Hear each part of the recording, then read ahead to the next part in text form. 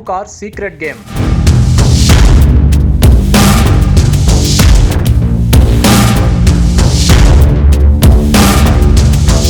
DK ಎಚ್ಡಿಕೆಗೆ time bomb.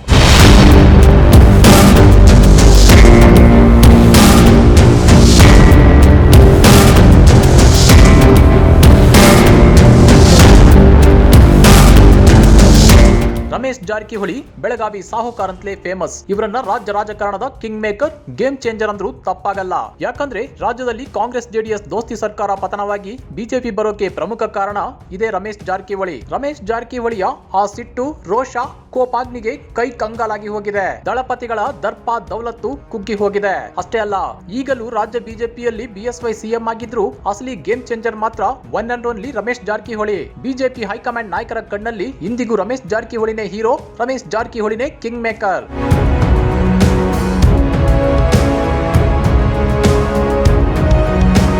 ನಿಮಗೆ ಗೊತ್ತಿರಲಿ, 2018ರಲ್ಲಿ ರಮೇಶ್ ಜಾರಕಿಹೊಳಿ ಸಿಡಿದೇಳದಿದ್ರೆ ಆಪರೇಷನ್ ಕಮಲ ಅನ್ನೋ ಕಾನ್ಸೆಪ್ಟೇ ಹುಟ್ಕೊಂತಿರ್ಲಿಲ್ಲ. ಕಾಂಗ್ರೆಸ್ ಜೆಡಿಎಸ್ ನ ಶಾಸಕರು ಒಬ್ಬರಾದ್ಮೇಲೆ ಒಬ್ಬರಂತೆ ರಾಜೀನಾಮೆ ಕೂಡ ಕೊಡ್ತಾ ಇರ್ಲಿಲ್ಲ.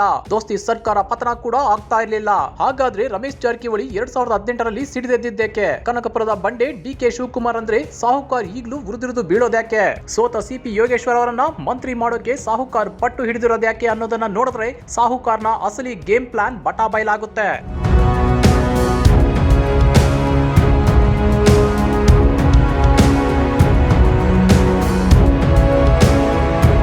ಅದು 2018 ಮೇ ತಿಂಗಳು. ರಾಜ್ಯದಲ್ಲಿ ಕಾಂಗ್ರೆಸ್ ಜೆಡಿಎಸ್ ದೋಸ್ತಿ ಸರ್ಕಾರ ಅಸ್ತಿತ್ವಕ್ಕೆ ಬಂದಿತ್ತು. ಆಗ ಡಿಕೆಶಿಗೆ ಸಿಎಂ ಆಗೋ ಕನಸು ಕೂಡ ಚಿಗುರೊಡೆದಿತ್ತು. ಆದ್ರೆ ಡಿಕೆಶಿ ಸಿಎಂ ಆಗ್ಬೇಕು ಅಂದ್ರೆ ಇಡೀ ರಾಜ್ಯದ ಎಲ್ಲಾ ಜಿಲ್ಲೆಗಳಲ್ಲೂ ಹಿಡಿತ ಸಾಧಿಸಬೇಕು, ಹೈಕಮಾಂಡ್ ನಾಯಕರ ಕಣ್ಣಲ್ಲಿ ಬೀಳ್ಬೇಕು ಅಂತ ಡಿಕೆಶಿ ಭಾವಿಸಿದ್ರು. ಇಂಥ ಟೈಮಲ್ಲೇ ಬೆಳಗಾವಿ PLD ಬ್ಯಾಂಕ್ ಅಧ್ಯಕ್ಷರ ನೇಮಕ ವಿಚಾರ ಸದ್ದು ಮಾಡಿತ್ತು. ಅಂದ್ರೆ ಬೆಳಗಾವಿಯಲ್ಲಿ ಜಾರಕಿಹೊಳಿ ಸಹೋದರರು ಮತ್ತು ಶಾಸಕಿ ಲಕ್ಷ್ಮೀ ಹೆಬ್ಬಾಳ್ಕರ್ ಬಣಗಳ ಮಧ್ಯೆ ತಿಕ್ಕಾಟ ಏರ್ಪಟ್ಟಿತ್ತು. ಈ ವೇಳೆ ಲಕ್ಷ್ಮೀ ಹೆಬ್ಬಾಳ್ಕರ್ ಪರ ಬ್ಯಾಟಿಂಗ್ ಮಾಡಿದ ಡಿಕೆಶಿ ರಮೇಶ್ ಜಾರಕಿಹೊಳಿ ವಿರೋಧ ಕಟ್ಟಿಕೊಂಡಿದ್ರು. ಹೀಗೆ ಬೆಳಗಾವಿ ಪಾಲಿಟಿಕ್ಸ್ ಗೆ ಮೂಗು ತುರಿಸಿದ ಡಿಕೆಶಿ ಮೇಲೆ ರಮೇಶ್ ಜಾರಕಿಹೊಳಿ ಕೆಂಡ ಕಾರಿದ್ರು. ಇದರಿಂದ ಡಿಕೆಶಿ ಕೂಡ ರಮೇಶ್ ಜಾರಕಿಹೊಳಿಯನ್ನ ಹಣಿಯೋಕೆ ಯತ್ನಿಸ್ತಾನೆ ಇದ್ರು. ಇದೇ ವೇಳೆ ಅಂದ್ರೆ 2018ರ ಡಿಸೆಂಬರ್ ನಲ್ಲಿ ಸಂಪುಟ ಪುನರಚನೆ ಟೈಮ್ ಅಲ್ಲಿ ರಮೇಶ್ ಜಾರಕಿಹೊಳಿಗೆ ನೀಡಲಾಗಿದ್ದ ಪೌರಾಡಳಿತ ಹುದ್ದೆ ಕೂಡ ಕೈ ತಪ್ಪಿತ್ತು. ಇದೆಲ್ಲದಕ್ಕೂ ಡಿಕೆಶಿನೇ ಕಾರಣ ಅಂತ ಭಾವಿಸಿದ್ದ ರಮೇಶ್ ಜಾರಕಿಹೊಳಿ ಡಿಕೆಶಿ ವಿರುದ್ಧ ಸೆಟೆದು ನಿಂತಿದ್ರು. ದೋಸ್ತಿ ಸರ್ಕಾರವನ್ನ ಬೀಳಿಸೋದಲ್ಲದೆ ಡಿಕೆಶಿಯನ್ನ ಹಣಿಯೋದನ್ನೇ ಅಜೆಂಡಾವಾಗಿ ಮಾಡಿಕೊಂಡಿದ್ರು. ಸುಮಾರು 7 ತಿಂಗಳುಗಳ ಕಾಲ ಆಪರೇಷನ್ ಕಮಲಕ್ಕಾಗಿ ಶ್ರಮಿಸಿದ್ರು.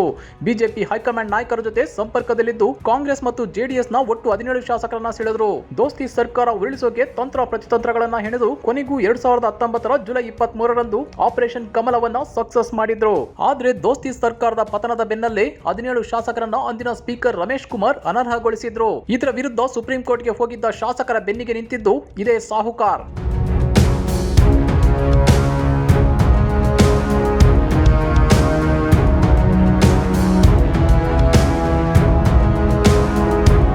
ಇನ್ನ ಅನರ್ಹ ಶಾಸಕರು ಬೈ ಎಲೆಕ್ಷನ್ ನಲ್ಲಿ ಗೆದ್ದರೆ ಮಾತ್ರ ಮಂತ್ರಿ ಸ್ಥಾನ ಪಡೆಯಲು ಅರ್ಹರಾಗ್ತಾರೆ ಅಂತೇಳಿ ಸುಪ್ರೀಂ ಕೋರ್ಟ್ ತೀರ್ಪು ನೀಡಿತ್ತು. ಹೀಗಾಗಿ ಎಲ್ಲ ಅನರ್ಹರನ್ನ ಸಮಾಧಾನ ಪಡಿಸ್ತಾ ಬಿಎಸ್ವೈ ಕೊಟ್ಟಿದ್ದ ಭರವಸೆಯ ಮಾತನ್ನ ಅವರಿಗೆ ತಿಳಿಸಿದ್ರು. ಅಷ್ಟೇ ಅಲ್ಲ, ಬೈ ಎಲೆಕ್ಷನ್ ಗೆಲುವಿಗಾಗಿ ರಣತಂತ್ರ ಹೆಣೆದಿದ್ರು ರಮೇಶ್ ಜಾರಕಿಹೊಳಿ. ಇನ್ನ ಮೊದಲ ಹಂತದಲ್ಲಿ 15 ಕ್ಷೇತ್ರಗಳಿಗೆ ನಡೆದ ಬೈ ಎಲೆಕ್ಷನ್ ನಲ್ಲಿ 11ರಲ್ಲಿ ಅನರ್ಹ ಶಾಸಕರು ಗೆದ್ದಿದ್ರು. ಆದ್ರೆ ಬಿಎಸ್ವೈ ಗೆದ್ದವರಿಗಷ್ಟೇ ಮಂತ್ರಿ ಪಟ್ಟ ಎಂದಿದ್ರು. ಆಗ ಸೋತವರು ಮತ್ತು ಚುನಾವಣೆಗೆ ನಿಲ್ಲದವರ ಪರವಾಗಿ ರಮೇಶ್ ಜಾರಕಿಹೊಳಿ ಬ್ಯಾಟ್ ಬೀಸಿದ್ರು. ದಿಲ್ಲಿಗೆ ಹೋಗಿ ಹೈಕಮಾಂಡ್ ನಾಯಕರ ಜೊತೆ ಮಾತಾಡಿ ಲಾಬಿ ನಡೆಸಿದ್ರು. ಈಗಲೂ ಸಂಪುಟ ಪುನರಚನೆಯ ಮಾತು ಕೇಳಿ ಬರ್ತಿರೋದ್ರಿಂದ ಸಂಪುಟದಲ್ಲಿ ತಮ್ಮವರಿಗೆ ಸಚಿವ ಸ್ಥಾನ ಕೊಡಬೇಕು ಅಂತೇಳಿ ರಮೇಶ್ ಜಾರಕಿಹೊಳಿ ದಿಲ್ಲಿ ಮಟ್ಟದಲ್ಲಿ ಲಾಬಿ ನಡೆಸುತ್ತಿದ್ದಾರೆ. ದಿಲ್ಲಿ ನಾಯಕರು ಕೂಡ ರಾಜಾವಲಿ ಬಿಎಸ್ವೈ ಅವರಿಗಿಂತ ರಮೇಶ್ ಜಾರಕಿಹೊಳಿ ಅವರ ಮಾತಿಗೆ ಹೆಚ್ಚು ಬೆಲೆ ಕೊಡ್ತಾ ಇದ್ದಾರೆ. ಇನ್ನ ಬಿಜೆಪಿಗೆ ವಲಸೆ ಬಂದಿದ್ರು ರಮೇಶ್ ಜಾರಕಿಹೊಳಿ RSS ಸಂಘ ಪರಿವಾರದ ಜೊತೆಗೂ ಉತ್ತಮ ನಂಟು ಹೊಂದಿದ್ದಾರೆ. ಹೀಗಾಗಿನೇ ರಾಜ್ಯ ಬಿಜೆಪಿ ಸರ್ಕಾರದಲ್ಲಿ ರಾಜಾವಲಿ ಬಿಎಸ್ವೈ ಅವರಿಗಿಂತ ಸಾಹುಕಾರ್ ಹೆಚ್ಚು ಸ್ಟ್ರಾಂಗ್ ಆಗ್ತಾ ಇದ್ದಾರೆ. ಇದೇ ಕಾರಣಕ್ಕೆ ಬಿಜೆಪಿ ಶಾಸಕರು ಸಚಿವ ಸ್ಥಾನಕ್ಕಾಗಿ ರಮೇಶ್ ಜಾರಕಿಹೊಳಿ ಮನೆಯ ಬಾಗಿಲು ತಟ್ಟುತ್ತಿದ್ದಾರೆ.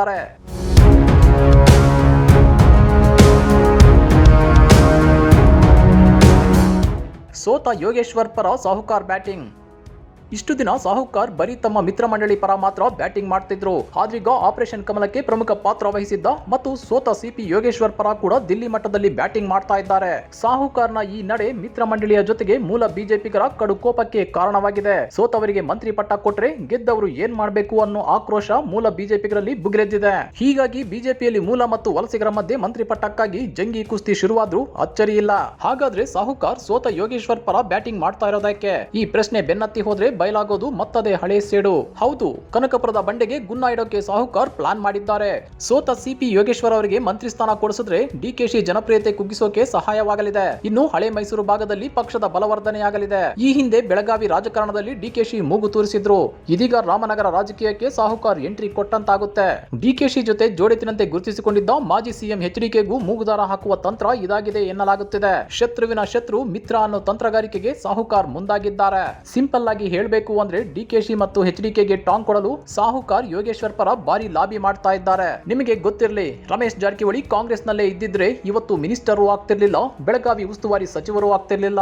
ಆದ್ರೆ ರಮೇಶ್ ಜಾರಕಿಹೊಳಿ ದೋಸ್ತಿ ಸರ್ಕಾರದ ವಿರುದ್ಧ ಸೆಟೆದು ನಿಂತಿದ್ದು ಒನ್ ಅಂಡ್ ಓನ್ಲಿ ಕನಕಪುರದ ಬಂಡೆ ಡಿಕೆಶಿಯಿಂದಾಗಿ. ಹೀಗಾಗಿ ಆ ಹಳೆ ಸೇಡನ್ನ ರಮೇಶ್ ಜಾರಕಿಹೊಳಿ ಈಗ ತೀರಿಸಿಕೊಳ್ಳುತ್ತಿದ್ದಾರೆ ಎನ್ನಲಾಗುತ್ತಿದೆ. ಅಷ್ಟೇ ಅಲ್ಲ, ಡಿಕೆಶಿಯನ್ನ ಹಣಿಯಬೇಕು ಅನ್ನೋ ಆಟದಲ್ಲೇ ರಮೇಶ್ ಜಾರಕಿಹೊಳಿ ಈ ಹಿಂದೆ ಡಿಕೆಶಿ ಹೊಂದಿದ್ದ ಜಲಸಂಪನ್ಮೂಲ ಖಾತೆಯೇ ಬೇಕು, ಡಿಕೆಶಿ ಓಡಾಡುತ್ತಿದ್ದ ಗೂಟದ ಕಾರೇ ಬೇಕು ಅಂತ ಪಟ್ಟು ಹಿಡಿದು ಅದನ್ನ ಗಿಟ್ಟಿಸಿಕೊಂಡಿದ್ದಾರೆ.